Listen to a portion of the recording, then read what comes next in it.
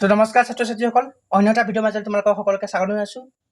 আমাৰ এই YouTube channel let's play with study, এই ইউটিউব চেনেলত আমি প্ৰতিদিনে এটা নতুন নতুন টপিকৰ ওপৰত মানে নতুন নতুন চেপ্টাৰৰ ক্লাছ 10ৰ SSLC উপযোগীকৈ মানে যিটো মেট্ৰিক পৰীক্ষাৰ উপযোগীকৈ কুৱেশ্যন দি থকা হয়। আৰু আজি আমি বিজ্ঞানৰ দ্বিতীয়টো চেপ্টাৰ এচিড ক্ষাৰ আৰু লৱণ চেপ্টাৰটোৰ দুটামান কুৱেশ্যন তোমালোকৰ লগত ডিছকাছ কৰিবলৈ লৈছোঁ। এইকেইটা কুৱেশ্যন ইম্পৰ্টেণ্ট হ'ব তোমালোকৰ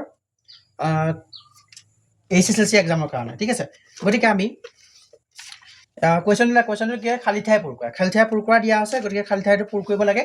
তো প্ৰথমতে আছে লিটমাছ দ্ৰৱ, খালী ঠাই দিয়া আছে লিটমাছ দ্ৰৱ, এনেদৰে খালী ঠাই দিয়া আছে। এইখিনি এটা শব্দ বহিব, বৰ্গৰ অন্তৰ্ভুক্ত কমা নাম, মানে এইটো এটা খালী ঠাই দিয়া আছে, নামৰ উদ্ভিদৰ পৰা নিষ্কাশন কৰা হয়। যে লিটমাছ দ্ৰৱ কোনোবা এটা বৰ্গৰ অন্তৰ্ভুক্ত কোনোবা এবিধ উদ্ভিদৰ পৰা নিষ্কাশন কৰা হয়। গতিকে তোমালোকৰ এইটো নামটো লিখিবলৈ আহিব। তোমালোকৰ উত্তৰটো কিতাপতে আছে, বাট মই কৈ দিছোঁ।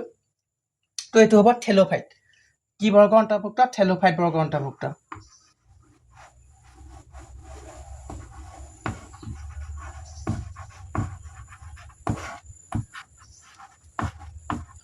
থেলোফাইট বৰ্গৰ অন্তৰ্ভুক্ত। গতিকে লিটমাছ দ্ৰৱটো হ'ল থেলোফাইট বৰ্গৰ অন্তৰ্ভুক্ত।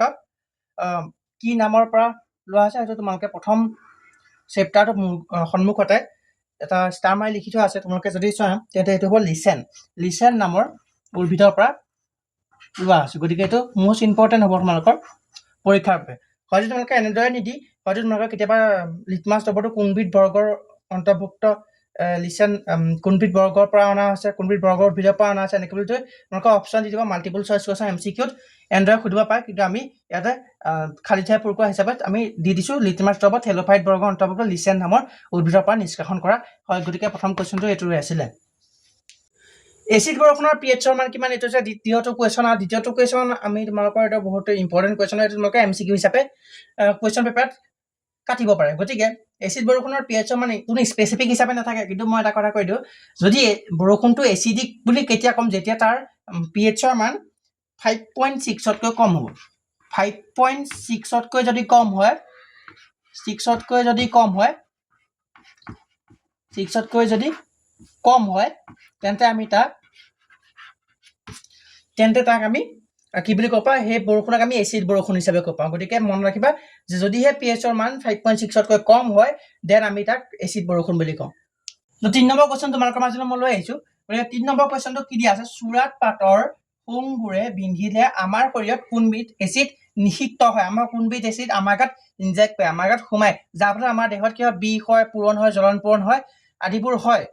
চ' গতিকে আমি যদি চাওঁ তেন্তে আমি তোমালোকৰ কিতাপত ভালদৰে উল্লেখ আছে। গতিকে চুৰাত পাতৰ শুংবোৰ যেতিয়া বিন্ধিলে আমাৰ দেহত এবিধ এচিড সোমায়। এচিডবিধৰ নাম হৈছে মিথানয়িক এচিড। তোমালোকে মনত ৰাখিবা, এইটো ধুনীয়াকৈ মনত ৰাখি দিবা।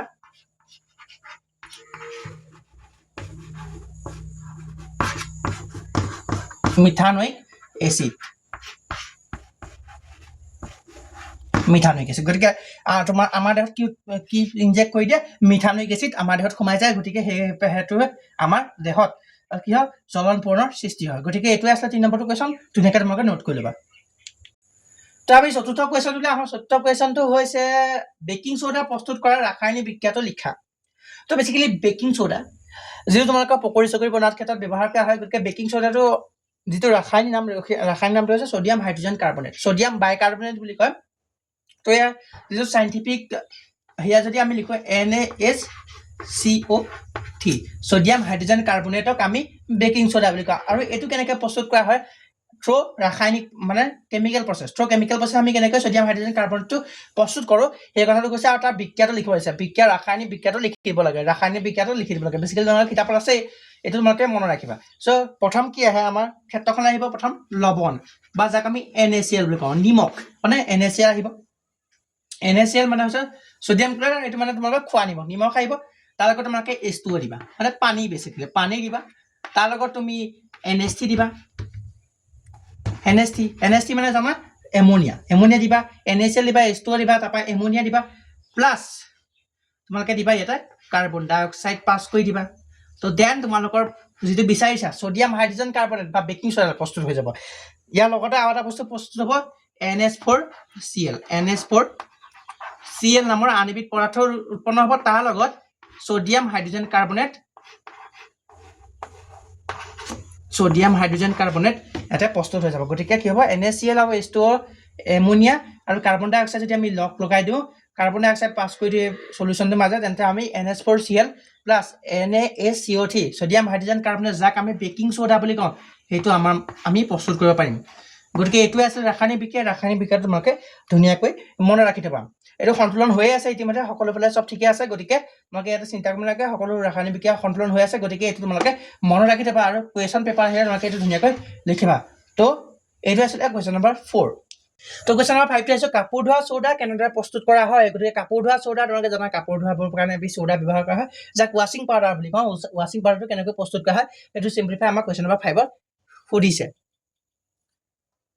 মই উত্তৰটো তোমালোকক এটা লিখি দিছো সোডিয়াম কাৰ্বনেটে পুনঃস্ফটিকৰণ ঘটালে কাপোৰ ধোৱা সোডা পোৱা যায় যেতিয়া সোডিয়াম কাৰ্বনেটৰ যেতিয়া পুনঃস্ফটিকৰণ ঘটাম তেতিয়া আমি তাতে কি পাম এইটো আমি কাপোৰ ধোৱা সোডা পাবলৈ সক্ষম হ'ম গতিকে এইটো ইংলিছত ক'ব গ'লে ৰিক্ৰিষ্টেলাইজেশ্যন পুনঃস্ফটিকৰণ ঘটাম গতিকে আমি যদি ইয়াতে যিটো সমীকৰণটোলৈ যদি আহোঁ সমীকৰণটো তোমালোকে ভালদৰে মন দিব লাগিব সমীকৰণটো তোমালোকে লিখি দিলে ফুল মাৰ্কছ পাবা গতিকে এটা সমীকৰণটো আমি লিখি দিম মই এটা মোহাই দিছোঁ আৰু মোহাই পেলাই এটা মই লিখি দিম গতিকে পুনঃস্ফটিকৰণ ঘটাম সোডিয়াম কাৰ্বনেটৰ সংকেতটো হৈছে Na2CO3 হৈছে সোডিয়াম কাৰ্বনেটৰ সংকেত আমি তাৰ লগত ৰিক্ৰিষ্টেলাইজেশ্যন কৰা মানে H2O যোগ কৰা বেছিকেলি ঠিক আছে H2O তোমালোকে ইয়াতে যোগ কৰি দিবা আৰু যোগ কৰি পেলাই কি পাবা তোমালোকে পাবা Na2CO3 পাবা আৰু ইয়াত কেইটা H2O তোমালোকে যোগ কৰিবা 10টা H2O যোগ কৰিবা ঠিক আছে 10টা H2O মলিকুল যেতিয়া যোগ কৰি দিবা অনুযোগ কৰি দিবা তেতিয়া তোমালোকে এটা বস্তু পাবা Na2CO3 পাবা Na2CO3.10 H2O পাবা ঠিক আছে 10 কি পাবা H2O পাবা আৰু এটোকে আমি কি বুলি কওঁ কাপোৰ ধোৱা সোডা বুলি কওঁ ঠিক আছে কাপোৰ ধোৱা সোডা বুলি এটোকে আমি কি বুলি কওঁ কাপোৰ ধোৱা সোডা বুলি কওঁ গতিকে এইটো সোডিয়াম কাৰ্বনেটৰ যে ৰিক্ৰিষ্টেলাইজেশ্যন কৰিছো তেন্তে আমি কি পাইছো Na2CO3.10 H2O পাইছো আমি এইটোকে কি বুলি কোৱা হয় কাপোৰ ধোৱা সোডা বুলি কোৱা হয় গতিকে কুৱেশ্যন নম্বৰ 5 টো এইটোৱে আছিল তো কুৱেশ্যন নম্বৰ 6 লৈ আহোঁ কুৱেশ্যন নম্বৰ 6 টো তোমালোকক কি দিয়া আছে প্লাষ্টাৰ অফ পেৰিছ আৰু পানীৰ মাজৰ বিক্ৰিয়াটো লিখা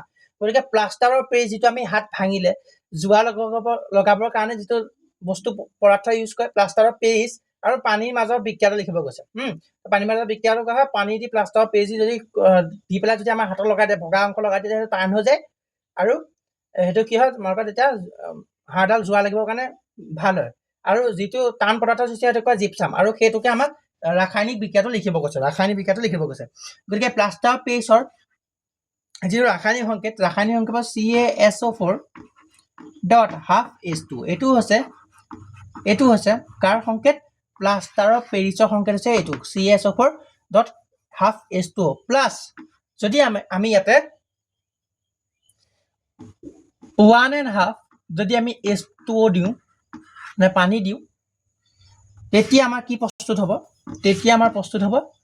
জিপচাম নামৰ পদাৰ্থ জিপচামৰ সংকেতটো হৈছে CaSO4.2H2O গতিকে এইটো হ'ব নেটৰ সংকেত এইটো সম্পূৰ্ণ বিক্ৰিয়াটো তোমালোকে মনত ৰাখিবা কাৰণ এইটো বিক্ৰিয়া লিখিব তোমালোকৰ কাৰণে আহিব পাৰে ধন্যবাদ সো যদি ভিডিওটো ভাল লাগিলে এইখিনিলৈকে যদি চাই আছে যদি ভিডিওটো ভাল লাগিছে তেন্তে লাইক শ্বেয়াৰ সাবস্ক্ৰাইব কৰি নাপাহৰিবা লগতে তোমালোকে মোৰ চেনেলটো নতুন হয় তো তোমালোকে বেল আইকনটো প্ৰেছ কৰি থবা যাতে মই ভিডিও এনেকুৱা ধৰণৰ এডুকেশ্যনেল ভিডিও দি থাকোঁ ক্লাছ 10ৰ ওপৰত গতিকে তোমালোকে সোনকালে পাব পাৰিবা গতিকে ধন্যবাদ